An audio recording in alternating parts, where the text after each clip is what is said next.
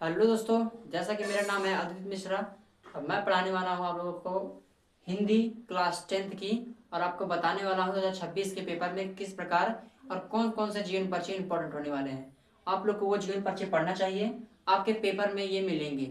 और मैं बताने वाला हूँ कि हिंदी के पेपर कितने मॉडल किस प्रकार आते हैं और हिंदी के पेपर में कौन सा जीवन परिचय में पढ़ना चाहिए। हिंदी का बहुत ही हर साल ये जीवन परिचय हर साल आते हैं। दो दो पार्ट में बटे हुए होते हैं, खंड अ और खंड ब। और दोनों में ही तीन तीन चार चार ऑप्शन तीन तीन ऑप्शन दिए रहते हैं जीवन परिचय के। तो आप लोगों को तीनों ऑप्शन में एक चूज करके लिखना है। तो आप लोग को कौन कौन से ऑप्शन को याद करना चाहिए, कौन कौन बढ़िया है, ये मैं आपको बताने वाला हूँ। अगर आपको मेरी वीडियो जरा भी हेल्पफुल लगे तो लाइक करें, सब्सक्राइब करें। मैं बताने वाला हूँ हिंदी क्लास 10th की 2026 के पेपर में आने वाला। तो आप देख सकते हैं हिंदी का पेपर दो खंड में बटा होता है। हिंदी दो खंड में बटा हुआ होता है। एक होता है खंड गद्य का, एक खंड पद्य का। आपका ये इंपॉर्टेंट क्वेश्चन भी आ सकता है, गद्य किसे कहते हैं, पद्य किसे कहते हैं।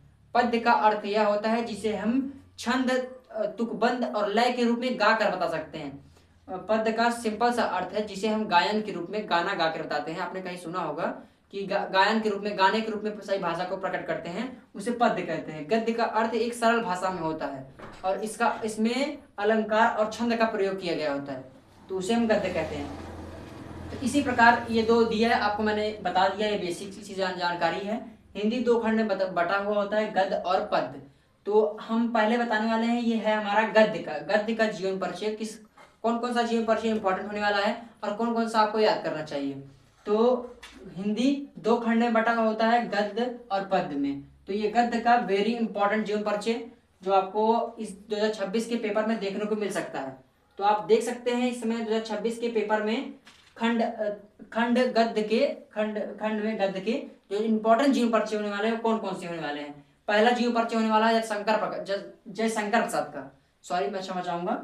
जयशंकर प्रसाद जी का जो है जीवन परिचय, ये इंपॉर्टेंट होने वाला है। आपको 10 में ही नहीं, आने वाली और भी कई क्लास में आपके लिए इंपॉर्टेंट है, और जो क्लास 9th में हो उनके लिए भी इंपॉर्टेंट हो सकता है ये।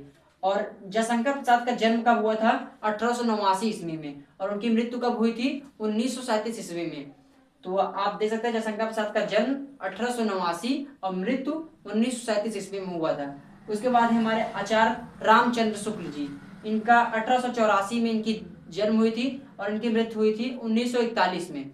उसके बाद तीसरा हमारे जो है इंपॉर्टेंट, वो राजेंद्र प्रसाद जी हैं, जो 1884 में इनका जन्म हुआ था और 1943 में इनकी मृत्यु हुई थी।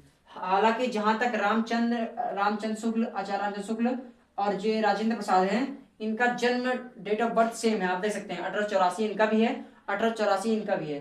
लेकिन आप देख सकते हैं इन लोग की मृत्यु में कुछ अलग अलग है। आप इन दोनों की मृत्यु में कंफ्यूजन में ना रहें और दोनों को क्लियर करके अच्छे से याद करें। तो आप देख सकते हैं 1941 में मृत्यु हुई थी आचार्य रामचंद्र शुक्ल की, और जो इनका है राजेंद्र प्रसाद का, वो 1963 में है।